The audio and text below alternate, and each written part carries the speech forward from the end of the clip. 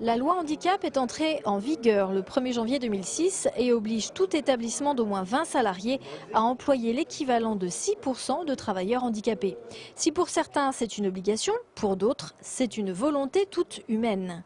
C'est le cas du directeur de la Grand Maison, une maison de retraite à Sainte-Savine, qui a embauché à un poste d'auxiliaire de vie non aménagé une personne souffrant d'un handicap psychique. Moi j'ai accueilli dans l'entreprise des gens avec des problèmes de surdité par exemple, ou des problèmes, des gens qui sont malades psychiques. Donc s'ils le sont, ils ne sont malheureusement pour eux pas guéris. Encore une fois, je parle de conviction, je ne peux pas aller au-delà. Après, si vous voulez, c'est très personnel, c'est quelque chose de la conviction, de devoir absolument donner une place à tout le monde. Jusqu'à aujourd'hui, le groupe textile Zanier n'employait des handicapés qu'à des postes de sous-traitance, comme par exemple les espaces verts.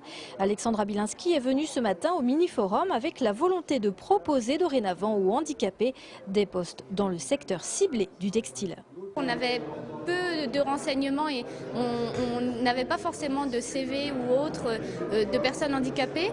Donc en fait, c'était pas vraiment une question que l'on s'en posait directement. Par contre, maintenant, on se renseigne plus grâce à des salons de ce type.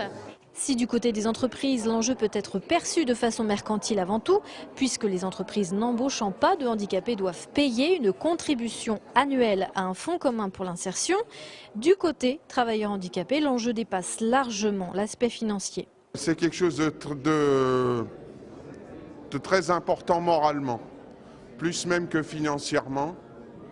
Ça a aussi son importance parce que bon, il faut pouvoir subvenir à ses besoins, il faut pouvoir avoir un salaire conséquent peut-être, mais un salaire minimum me suffit, des minima sociaux me suffit, mais c'est surtout au niveau moral que c'est très important pour moi, oui je dois le dire. Question amour-propre et question utilité personnelle qu'on représente.